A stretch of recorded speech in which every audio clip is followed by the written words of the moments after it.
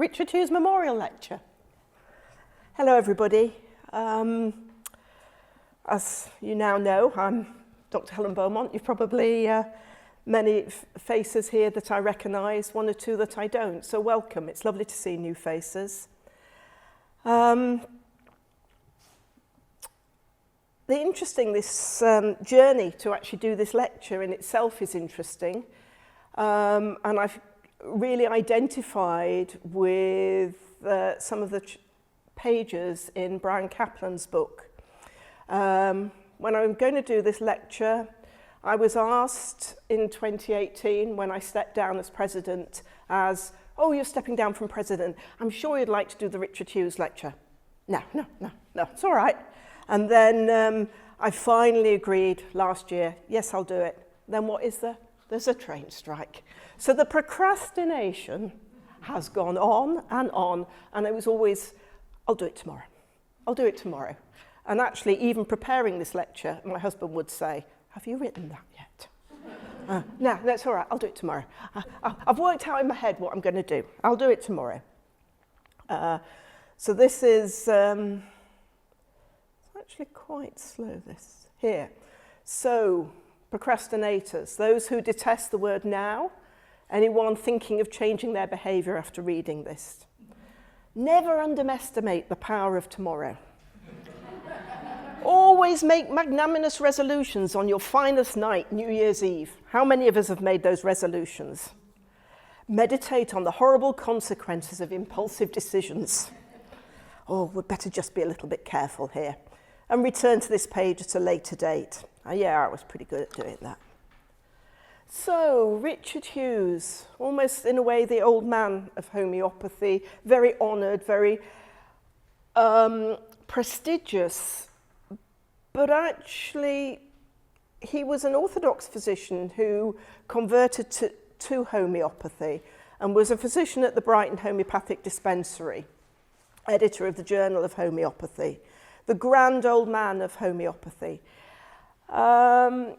He tried to align homeopathy to find accord with the orthodox allopathic physicians, hoping that homeopathy would become accepted and become mainstream. And this caused ructions with the other homeopathic doctors that he was working with who liked a different approach. And there's part of me that there was lots of things about Richard Hughes that actually I wouldn't work like he did. I wouldn't have been so strict in trying to align myself with orthodoxy, with the allopathic doctors. I think what I've learned on my journey, and what hopefully will become clearer, is that I think we all need to be a little bit more creative, allow ourselves to embrace new ideas, but without throwing the baby out with the bathwater. So he did some fantastic stuff, but it did create ructions, certainly within the homeopathic community. And one of these people who really struggled with Richard Hughes was Marjorie Blackie. So she was made a consultant when she was nearly 60 in 1957.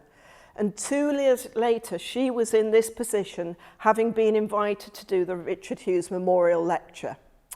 And she was introduced as a bit of a racy lecturer, because she had a firm belief that empirical evidence was more important than scientific proof, and that she thought Hughes was perhaps just a timid dreamer whose views were very dangerously restrictive. So people thought it was a bit ironic that there she was being invited to do the Richard Hughes Memorial Lecture, because she was a disciple of Dr. Clark, and actually I was in Clark year when I joined HPTG, the Homeopathic Physicians Teaching Group. And they sort of thought that scientific evidence was just a betrayal of pure homeopathic evidence, and actually the fact that it worked was all the vindication that it needed.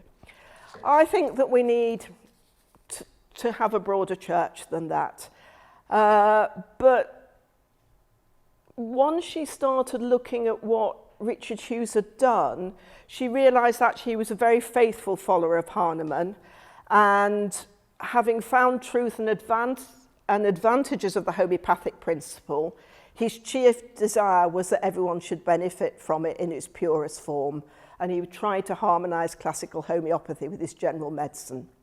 So, in line with Marjorie, I'm very honoured to be standing here delivering that lecture.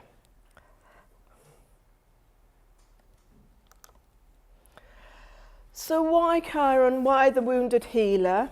According to the myth, Chiron was wounded accidentally by Hercules' arrow, coated with the poisonous blood of Hydra.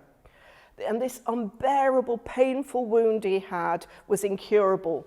But because Chiron was immortal, because of his divine ancestry, he couldn't die. So the agonized Centaur roamed the earth and continued to heal the sick and the injured.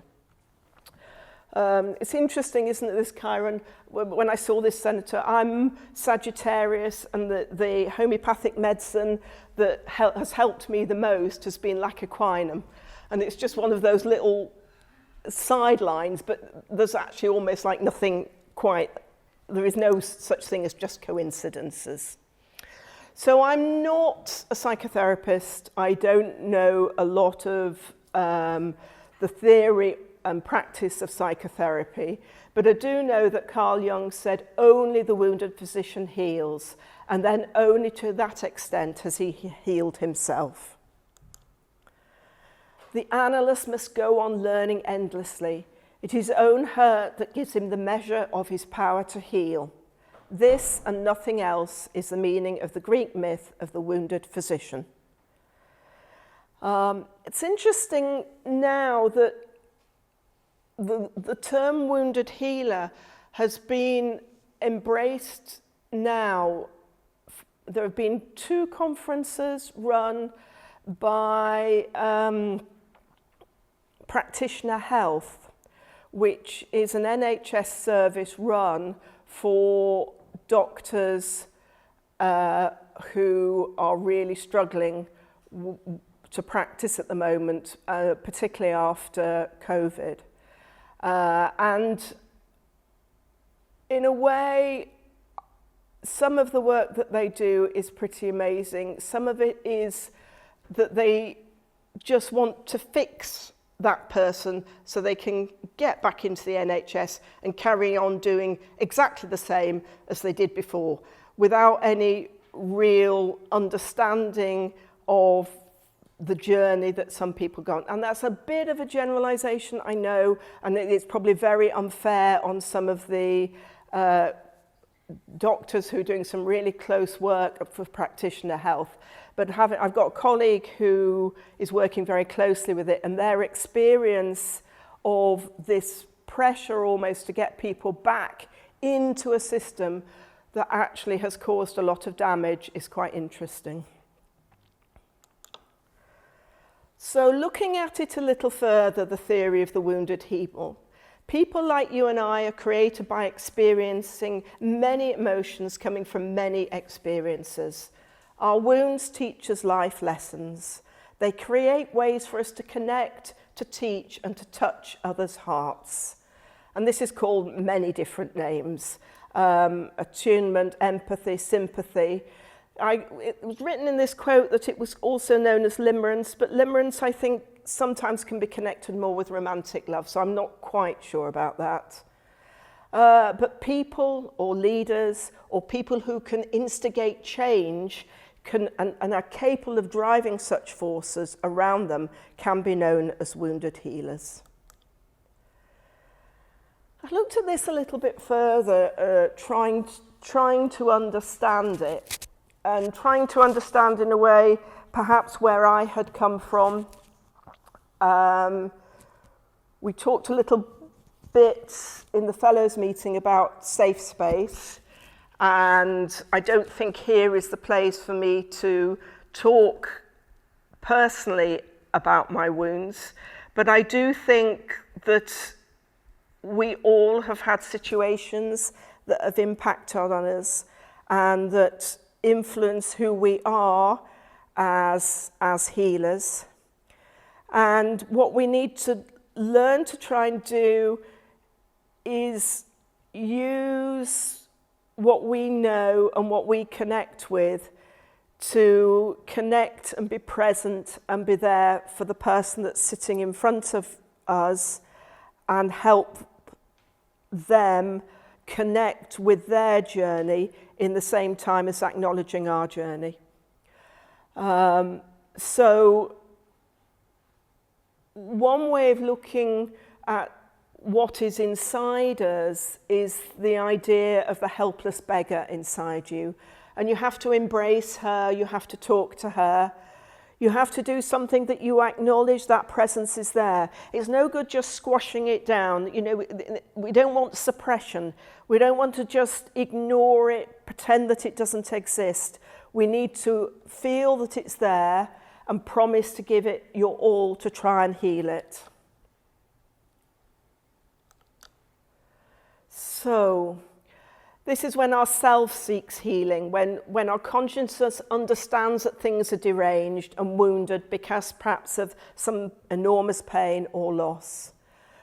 Our self seeks for healing to create a balance. Harmony is created when you connect with yourself, the beggar inside you. You learn that because of the pain, and then you can feel the beauty of healing. You let the wings of freedom guide your life. It opens up, it allows us to be free. The wound is the place where the light enters in, says Rumi. As the tides have to take a turn, your life needs to move forward. And those who can change, they heal themselves, overcome the burdens, and become healers for others. And all of us have been on that journey. So this is a really, really important photograph for me. This is where my homeopathic journey started. And sadly, several of these people are not with us anymore. The person who probably influenced me the most is Lee Holland there, who was my tutor. I went to an introductory day about homeopathy, having not really got any clue what homeopathy was about. It was a little bit bizarre because my dad, who was a GP and retired, decided he was going to come with me. I think he thought I might have been sort of about to be inducted into some sort of cult. I have no idea, but he decided, I mean, talk about, you know, you're 35 and your dad comes with you to an introductory day to homeopathy.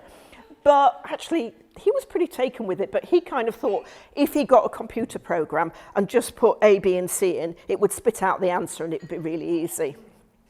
If only, if only.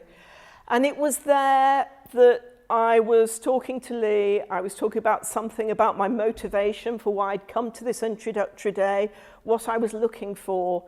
And he tapped me on the shoulder and he said, another wounded healer. Yeah. And that, yeah, sorry, that's quite special. And then all these lovely people here also that aren't with us, David Curtin, John English, Andrew Lockie. And then we've got someone who is in the room here, David Owen, yeah. And Brian wrote to me from South Africa saying he couldn't be with us today, but hoping that the lecture went well. And the most important thing he said was, enjoy it. Be here, be present. I'm not quite sure I've got there yet, but we're working on it. Yeah.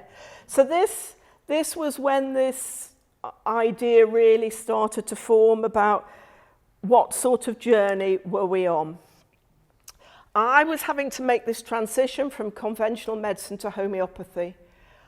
I never thought when I started the course I wouldn't be doing anything other than perhaps just having this toolkit with something else in it that I might be giving a few prescriptions out in general practice.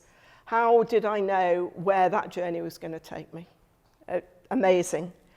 And several of the people from HPTG, including the vets, so has Pete gone?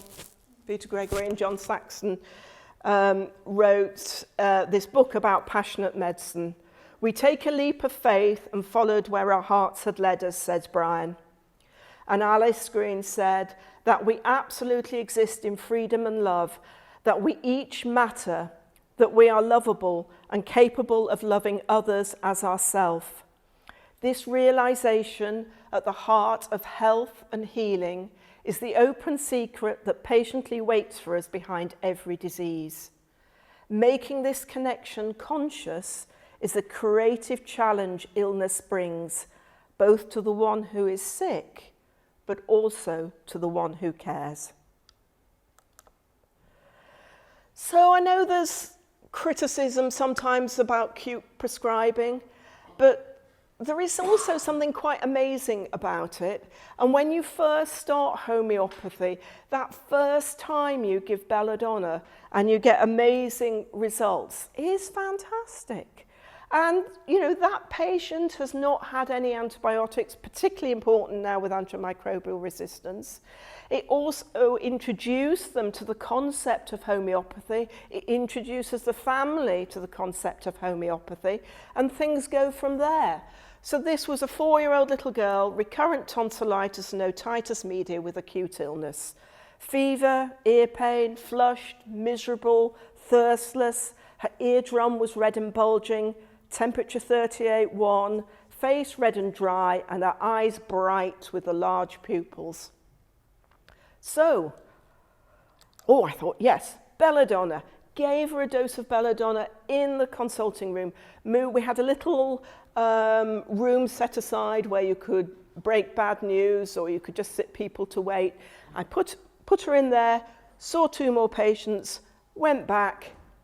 The eardrum was resolved. The redness had gone, her fever had gone, she was calm. She had a couple more doses of belladonna overnight. I then followed her up and she had calcarea carbonica as a constitutional and didn't then get any further recurrent tonsillitis. And that is that wonderful, almost, I always call it almost like a honeymoon period, isn't it? Where you just get those patients.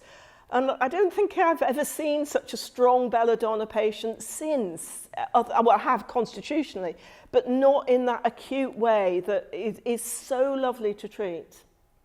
And it's an interesting, very interesting. So then it moves on, doesn't it? You've done the acutes, and then you really are starting to understand more of the principles and the philosophy of homeopathy. You're struggling with terms you haven't heard of before, like constitutional, and the history taking is different.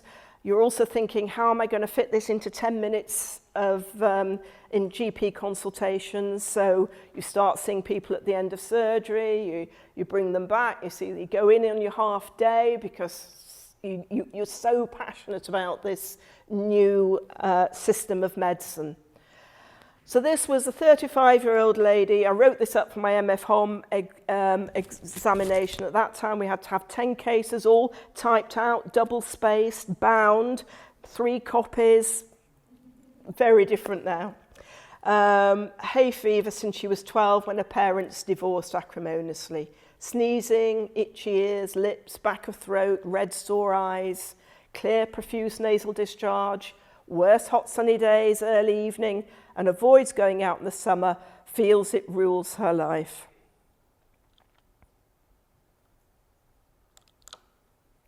So her parents had split up with great upheaval, tried to shut it out, not let it get to her.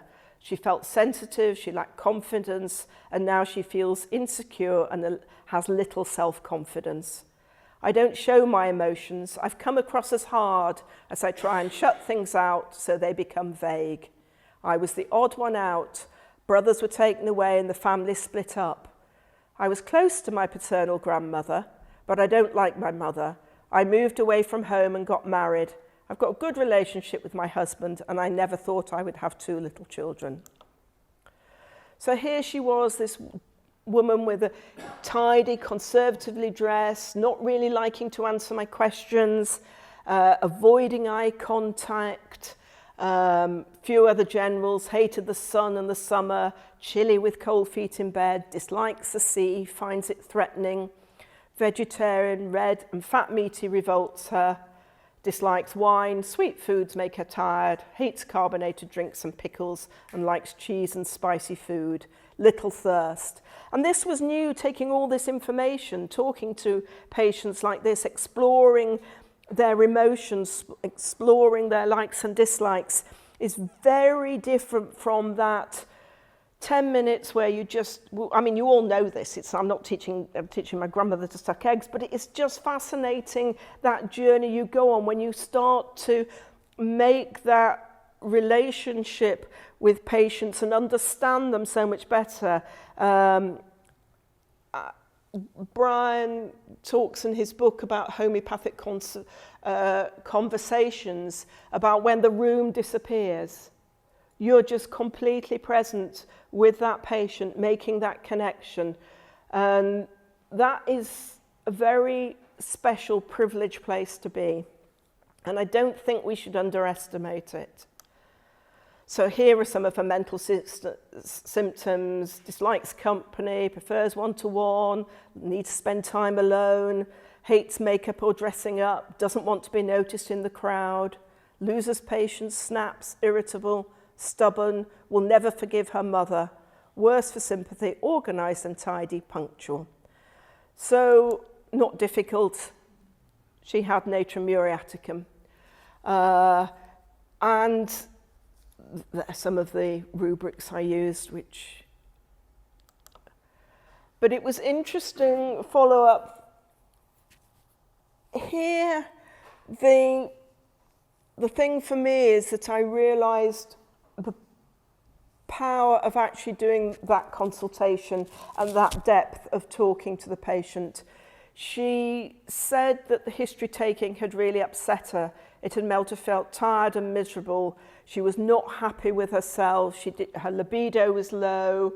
And so I was thinking, oh, you know, this hasn't worked. I've got the wrong remedy. But I repeated it.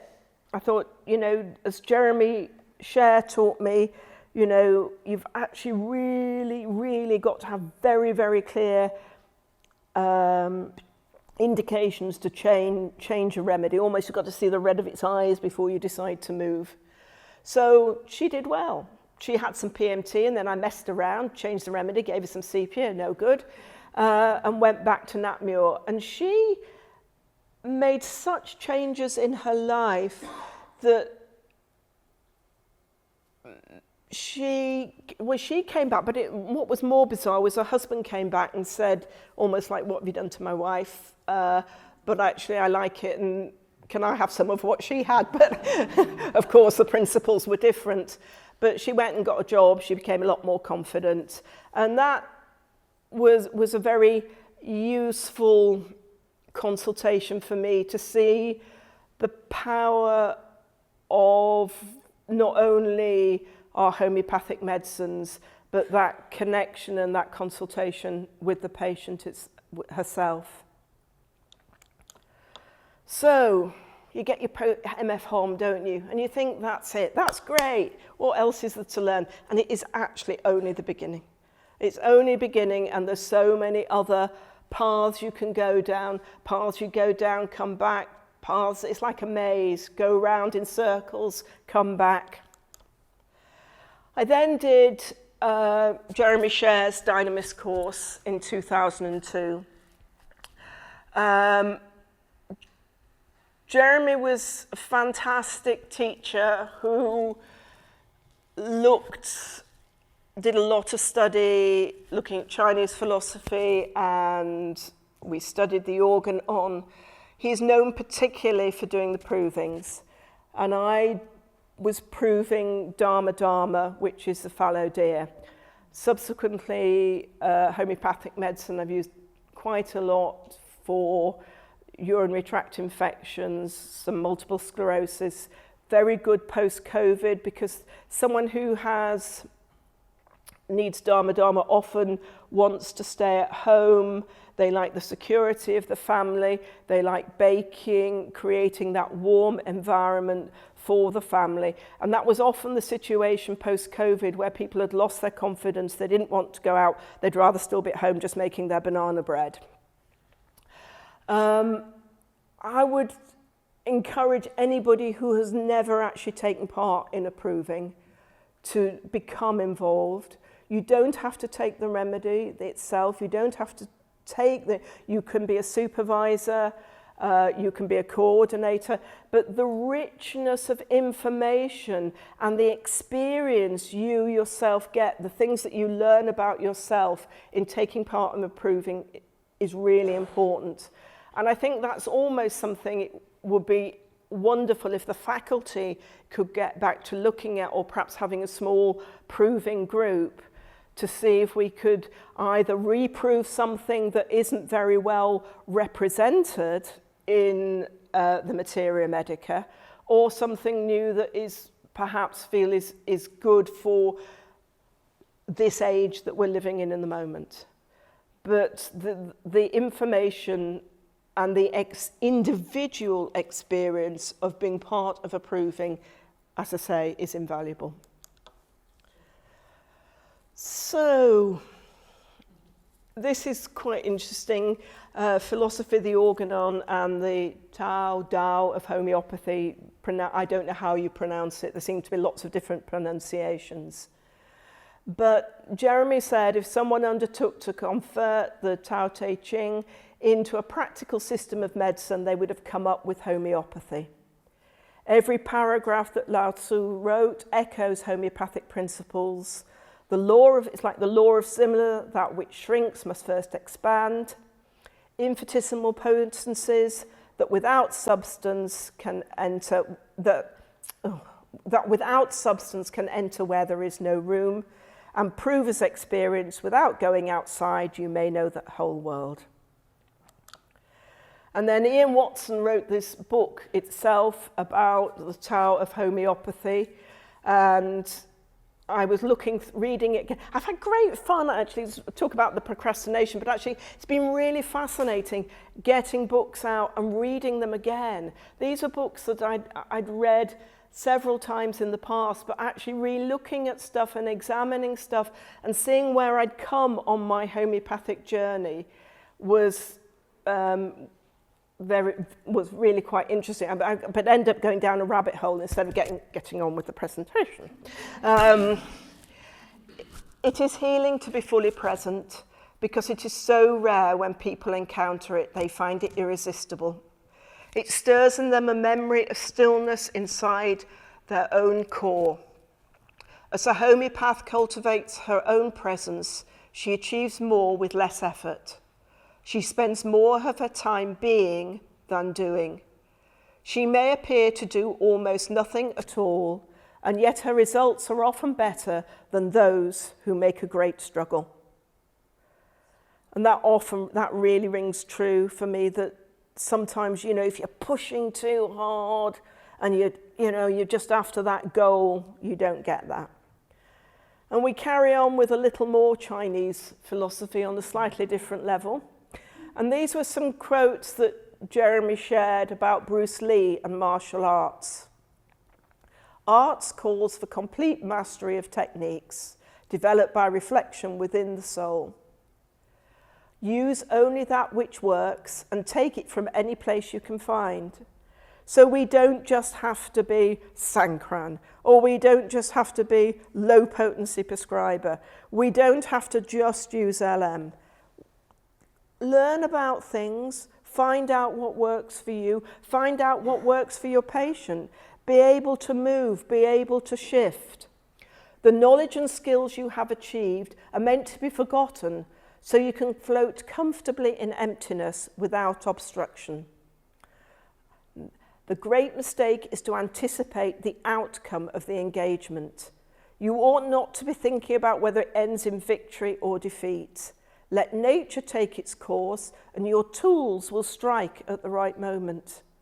So how much is it if we're really playing hunt the remedy, instead of actually being present with ourselves and being present with the patient? Listen to them, hear the story, question, but don't be on that quest for, oh my God, this patient's been to see me 3 times and I've got to get it right this time. Or this patient's been recommended by another famous homeopath, and I'm thinking, oh my goodness, why are they coming to see me? I've got to get this one right because what they're going to say. And then it doesn't, you're not there. You're not sitting there. You're not balanced, focused, and listening to the patient. So I've been accused many times on my homeopathic journey of only being interested in Sankram. It's not actually true, though I have really enjoyed learning and the teachings both of Scholten and Sankran, and it then gone on to Yakir with her plants. And I think there is an appeal when you seem to be given a roadmap, when you've been given that if you can find the miasm and find the kingdom and then find the subgroup or understand the periodic table, it will be easy. It isn't, but it is still a useful tool for me and helped me pick up the energy of the patient. It's interesting here, isn't it? Look, we're in the Royal Society of Chemistry, and there's some sort of periodic table model up there. And some of my students, when they were finishing, presented me with a beautiful mug with a periodic table on. So it was a bit of my thing. And to that end, I did want to just share talk about getting the patients. Well, it's not quite the patients you deserve. I do think we get the patients we deserve, and that can mean many different things. But at the right time, once again, it was my first. So it was my first day at the Bristol Homeopathic Hospital. And I'd been in private practice for a bit. I'd been doing some teaching. I taught a little bit. But the performance anxiety was great. Your first day, like your first day at school, will I be able to, And this was the first patient I saw who, when, dived down through the layers, I felt really quite easily for me, but it was an amazing case. It was a 53-year-old gentleman complaining of fatigue and shortness of breath. I had shingles in 97. I got severe pain on my forehead. I was okay for a few years, then something triggered and things came back. I get pain, flu symptoms, and a sore throat. Strange feelings in my body like pins and needles, not located in one place. They can move there in one spot or they move. If there's a steep hill, it can be difficult to get up the hill, a lack of vitality. I feel my limbs are heavy and as if I'm not very fit. I get occasional facial pain. I know you have to be careful with the eyes with shingles. I get a fluid-type symptoms. It starts in my feet. It's located there. Stress makes it worse. Being willful causes it. I'm willful by nature. I do silly things like leave 5 minutes too late to catch a train. I push against myself. I override one's needs. I need to be slower, not let go of things. I've meditated for 26 years. I recognize the mind's pattern. I don't work with myself, I work against it. If I get anxious, it kicks in. The way to stop it is to relax and accept it. So I said, tell me about your feet. I get a slight numbness in my feet, tingling, pins and needles. It was very acute with the shingles, but it's never been to that degree since. I would prefer not to have the symptoms. My stamina is down. The last 3 months are worse, but it's been a very low condition for over 3 years, but I try not to let it debilitate me. My body manifests anxiety. 2 years I was called. My mother was near dying. It was very stressful to watch her dying. Death is not a problem. Dying is very difficult. A long-term relationship then broke up soon afterwards, and I was in a very difficult teaching situation. There were 3 big things, and I was knocked for 6. I write, I teach, I work for a Buddhist charity. I'm a freelance Buddhist, and I teach on retreats. So I said, tell me a bit more. My work and life are a privilege, but time is more important. I live very simply. I'm an emotional guy and feel things very deeply. My father was very sensitive. He used to hit his head against the wall. I understand it was a release, a mute poet. In my late teens, I got migraine, but I've banished it from my experience now. If I get hearing aids, my migraine will kick in, and chocolate will make it kick in. I get the same experience, that strange tingling. So I thought, let's explore the tingling a bit. The tingling, it's like electricity, electric shocks, pinpricks, barbed wire pricks, like a body of water where the surface is disrupted, widespread, not localized, a disrupted body of water, a strange feeling, a hollowness, a disembodiedness, but not literally. So tell me about hollowness and disembodied. Instead of skin, no, a hollowness underneath it, not hard. There is a gap under the skin that connects to water and air pockets.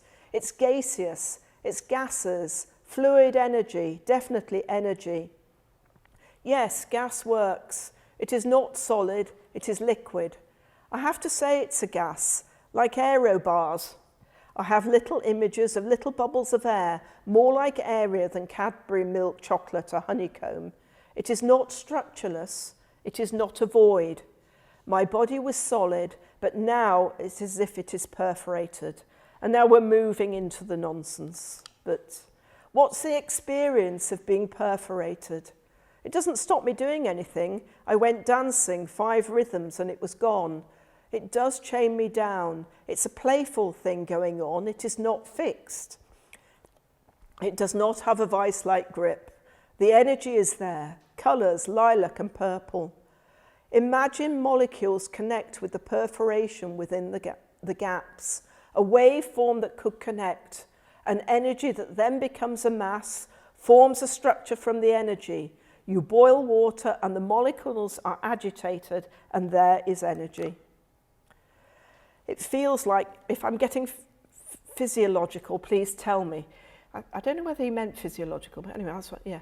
It feels like me coming into a relationship with my body. My life work is coming down to earth. I don't have a good relationship with my body. That is very physical. It will be packed tight, hard.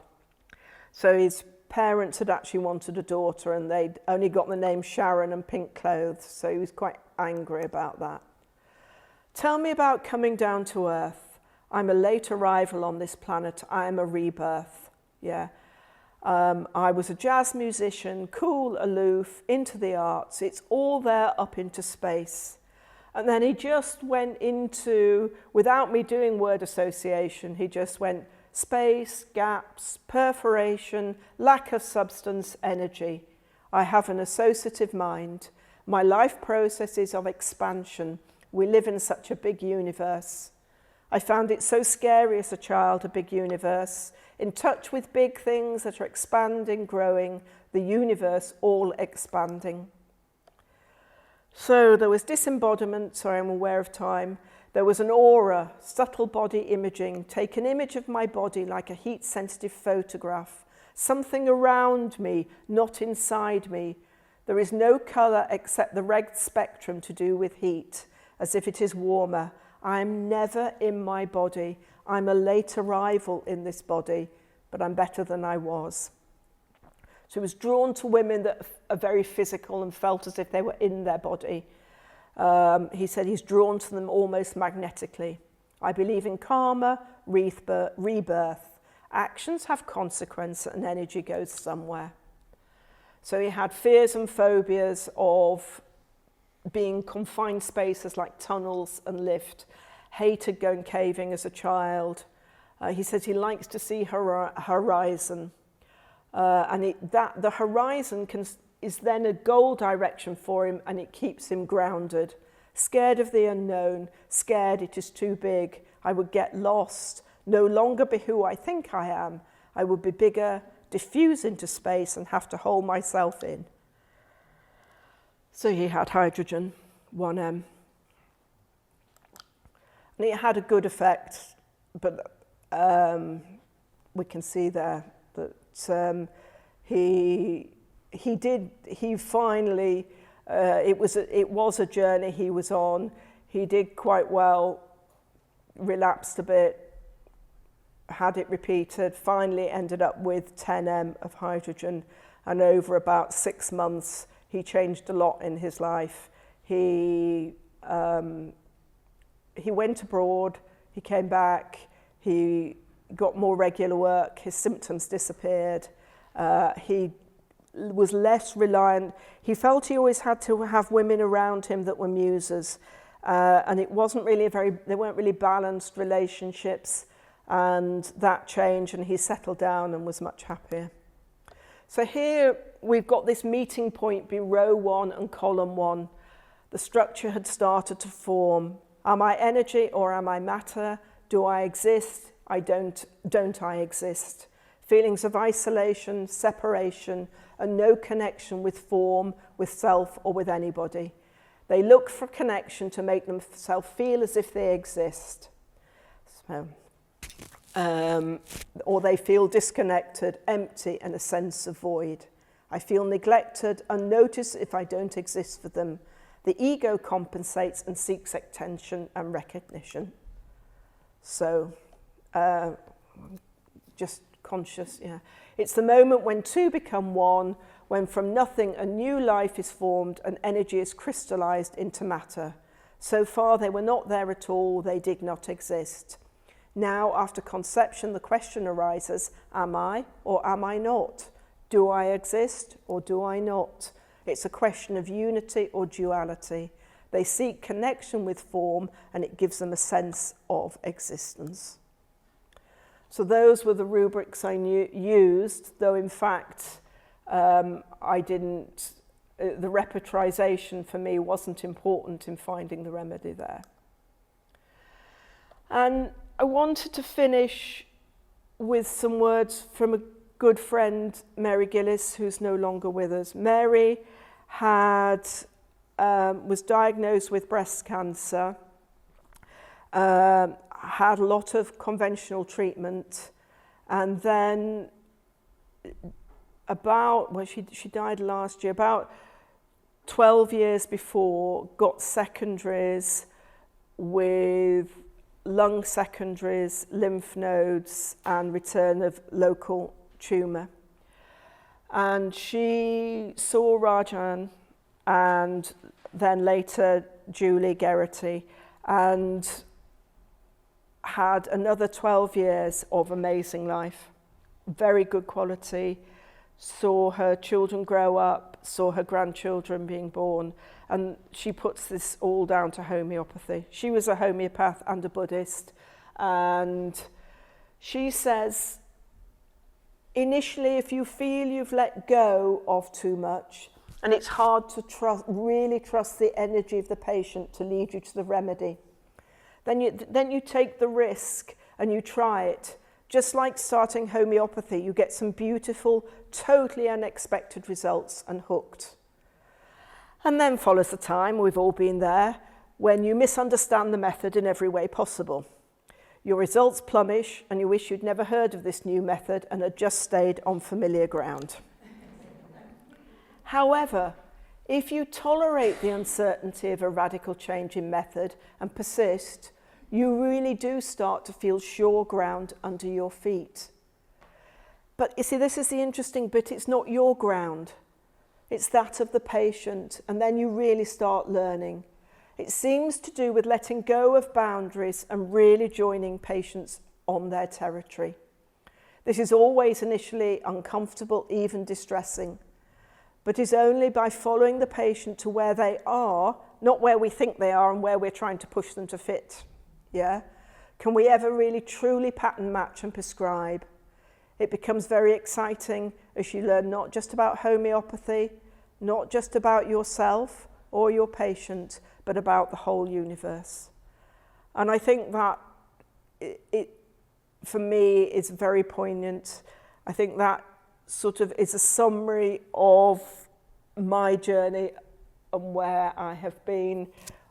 We don't always get there. We can be busy. We can be thinking about other things. We're thinking, but when we sit and go on that journey where our patient leads us, not necessarily following one system as like a disciple, but working out what fits where, going with the flow. Do we really connect, and real healing can take place. So just before I finish, I think Gary's already said it, but this is your faculty. It isn't my faculty with that long list of jobs that I've had. It's our faculty, your faculty. Get involved. Is it council, members committee, congress, research, teaching, setting up a proving group? The more you put into this wonderful organisation, the more you will get out.